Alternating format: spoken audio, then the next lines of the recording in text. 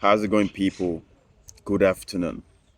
Obviously, as you can see, it's a sunny afternoon right here at the center of the eternal city blood. Obviously, as well, you can see I'm not in the studio, but it is urgent. I needed to put this video out as soon as I possibly can. And that's exactly what I'm doing. We need to communicate one-on-one. We have to talk. Let us talk about the Arsenal. Let me ask you guys this question. Just answer the question in the comment section. If you have a Champions League final, if Arsenal advance to a Champions League final today against a Barcelona, Bayern Munich, Real Madrid, and you have a Zubimendi and a Thomas Partey, who do you play in the six? And it's quite painful what's going on. This is the 26th day, of June already. The best that we can have so far is only Zubimendi. And I hear people talking about it's only June. Is it only June? Or it's only 6 years? It's only 5-6 years of Mikel Arteta's reign. Is it only June? Or it's only 20 years? It's only 21 years of Arsenal not picking a vital trophy. Is it only June? Or is only many years of Arsenal giving out vital players without bringing in proper replacement? Let's talk about Thomas Partey. People keep telling me Thomas Partey do not deserve a wage increase, so his demands are null and void. People keep telling me it is good business that Arsenal bring in Christian Nogard to replace a Thomas Partey because of the price tag. People keep telling me that Kepa Arrizabalaga is a good deal because he cost only £5 million from Chelsea.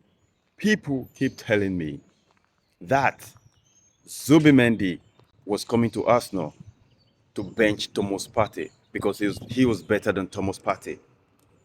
While this video is not aimed at comparing any players, I want to bring this out to your notice very well. What is happening? What's going on? Mikel Arteta made his plan very clear. He said, and I quote him, we don't want to bring in bodies. He said this right in January this year. We don't want to bring in bodies. We only want to bring in A-list players. And he said that, and I believed him. He said that is why we cannot sign players this January, because the type of players we want are not available on the market. Guess what? I believed him. Guess what? I hope.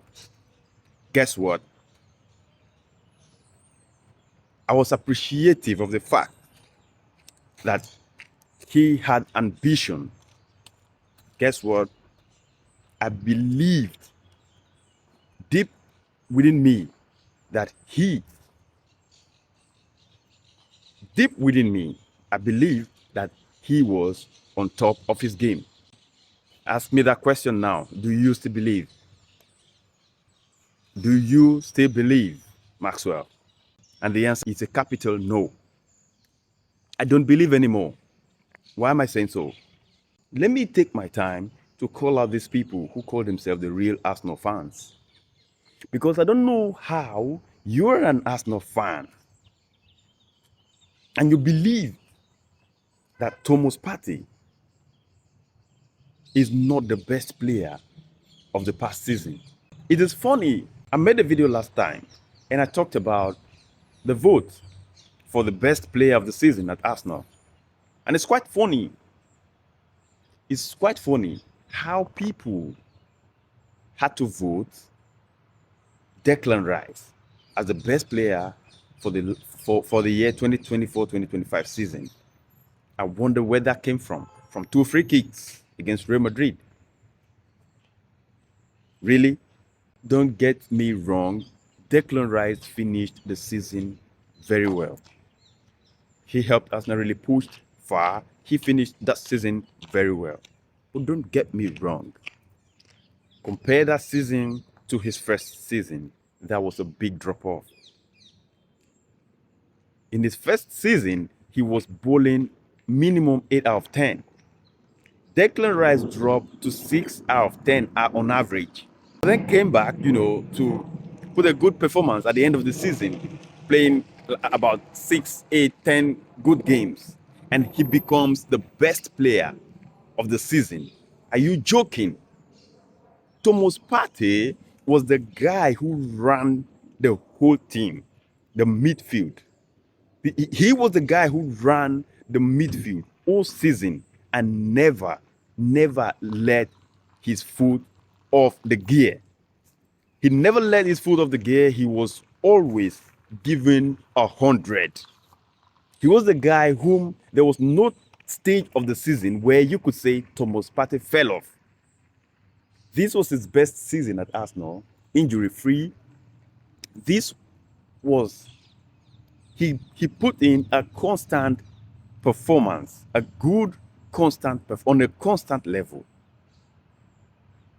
The games Arsenal lost or dropped points are the games Thomas Partey had to do a makeshift playing at right backs. Go and check. I am absolutely sure about everything. The games Thomas Partey didn't play or had to do a makeshift right back, play at the right back in place of maybe injured Ben White or injured Urian Timber, where the games Arsenal fell off. And then you come out and tell me that Declan Rice was the best player at Arsenal. How on earth can all of a sudden the person who ran Arsenal's midfield all through the season without letting the gas off become available on a free transfer all of a sudden just because he asked for an increase in his salary for only a 2-year contract. Only a 2-year contract. And then the best solution is to let him go and then go spend another 11 million bringing a so-called replacement. A replacement that you are going to spend 11 million after letting Thomas Partey go for free, then pay his wages. I don't know what the wage structure will be yet. What kind of businessman are you? What kind of business club are you? What kind of right-thinking coach are you? And I am not going to lay this thing on the board. Don't get me wrong. I'm not going to put this on the board. You know who owns this blame? Mikel Arteta. This man bailed you throughout the season. When your midfielders were crap, when Odegaard was, because of injury, because I hate when people say Odegaard had a bad season. Why won't he? I'm going to come to that. Why won't he have that? Who was the striker? He's the creator. Who's the finisher? As a matter of fact, he was creating. He wasn't scoring. Quite all right, yes. And I'm not saying he shouldn't score, but he was doing his job. Who was the finisher? Who was there the finisher? Kai Havertz. Injured in the first place. But let's go back to Thomas Partey. How on earth? What kind of business strategy is that? A 31-year-old. You're not telling me you're bringing in a 22-year-old experienced Premier League player. Then I can say, okay, maybe a 31-year-old that is going to be just a temporary replacement. You go about spending 11 million on him, paying his wage bill, and let your best player of your previous season leave the club for free. Is man mad? Is man mad? I really want to know what's happening. Mikel Arteta came out, after the Champions League game against PSG and said, Arsenal were the best team in the Champions League. That was when I knew this man started losing it. Go back to Pep Guardiola. Go back to Jose Mourinho. When ego kills a lot. And I'm not saying ego killed this man, but the ego made some decisions that hurt them. Look at Pep Guardiola now. When I knew Pep Guardiola was going to, I knew quite all right when City was about to go down, and they ain't very close to coming back at all. When coaches start making some decisions, some silly decisions, bringing in Kovacic or what's his name from Chelsea, bringing him Nunes from Wolves or whatever, bringing in, and now you're just bringing in players that cannot match the highest level of football in Europe currently. You're bringing in these players, yeah, and then you're telling me that you're on the up. You're just buying numbers. You're only bringing in numbers. You ain't bringing in competition. If I am telling you 100% today, if I have a Champions League, let me ask you guys this question. Just answer the question in the comment section. If you have a Champions League final today against a Barcelona, Bayern Munich, Real Madrid, and you have a Zubimendi and a Thomas Partey, who do you play in the six? Who do you play in the six? Is man mad? Mikel Arteta has lost it, and everybody have to know that. Mikel Arteta is out of his mind right now. You said after the season that everyone has a plan. Like the plan is crystal clear. What you want to do is crystal clear, and this is the crystal clear. Bringing in Kepa Arrizabalaga. Let me get back to Kepa Arrizabalaga. Are you serious? I made a video and I talked about this. I said, look at Tottenham. Look at what they did. Tottenham Hotspur, even though having Vicario, went and brought in two very young, good goalkeepers. Goalkeepers for the future. Guys that are going to understudy Vicario. They'll gain experiences playing in the Carabao Cup, in the FA Cup and stuff like that. You see when they came in, when Vicario was out, they came in and did perfectly well. You know what I mean? They did perfectly well. This is what we call building for the future. You bring in Kepa Arrizabalaga. What are you planning for the future? You keep on bringing temporary solution, bringing in Sterling, Raheem Sterling. I can't imagine that last season, the signings Arsenal had this last season was Calafiori, Merino, and Sterling. And then this season again, the signings that Arsenal has made, apart from Zubimendi, is Arrizabalaga and Christian Norgard. Like, of course, not completed, but yeah, obviously they will do that. So tell me, where's the sense in this? Thomas Partey deserves his wage. A good servant deserves his wage. As much as you're going to talk about his age, you will not see players bowling at 35 confidently or constantly. This guy has not shown any sign of retarding. Look at Mohamed Salah. Look at look at Casemiro still bowling at his age. Look at guys. Thomas Partey is only 32.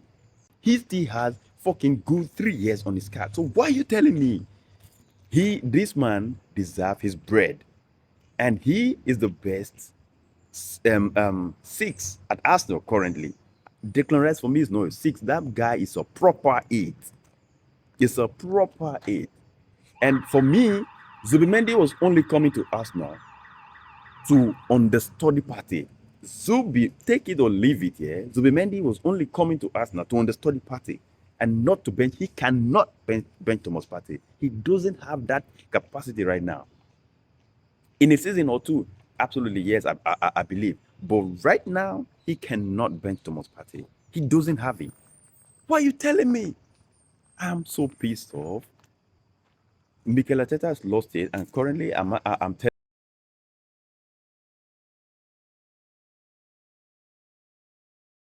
not the guy for me.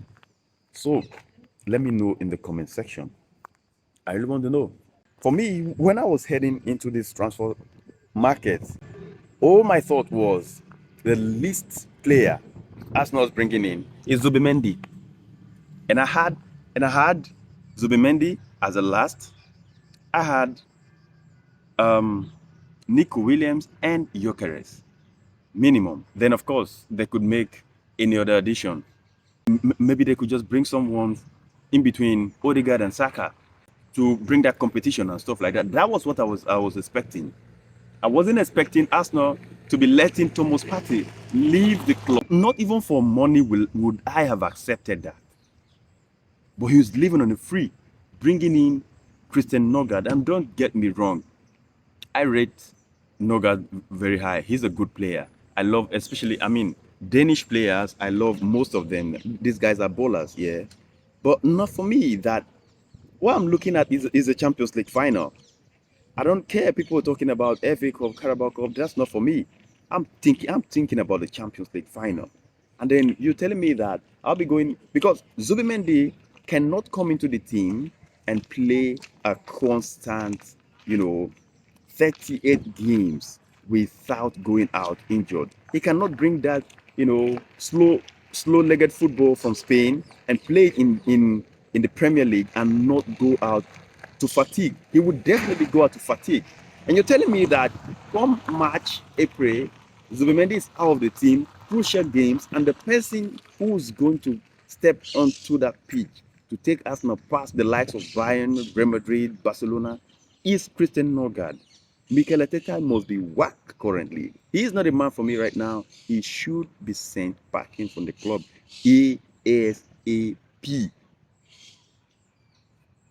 I have no hope currently. I've backed this man enough. I have backed him for these 5 years. I never ever dreamt of losing him. But currently, for me, I believe he's not the guy to take Arsenal to where we should be. Sack him ASAP tomorrow morning and bring in a genuine coach. For me, Antonio Conte. It's called, if you bring Antonio Conte to the team and give him these few players, Gyökeres, go for or Nico Williams or Leao, and then maybe just somebody else added to Zubimendi. Trust me. And Partey stays, the league is ours. The league is ours no matter what Liverpool does. Antonio Conte in, Mikel Arteta out right now for me. Like seriously, his decision is like you don't need any suits here. You don't need any suits here. And don't tell me this is June. This is not June. This is 5-6 years in this trust the process era. This is 21 years not winning any major trophy. Don't tell me an FA Cup is a major trophy. This 21 years not winning any major trophy. This is the entire life of Arsenal, the entire existence of Arsenal not winning a European trophy. And you're telling me it's only June. I'm out here really pissed, really pissed. I'm out here. Like you can see, guys, just out here in the sunny city, in the Eternal City. I actually came to attend an event. Very beautiful place, beautiful garden. But I should be enjoying my time out here, but Arsenal is stressing me out. Arsenal is currently stressing me out, and I am not finding it funny. Have a good day, guys.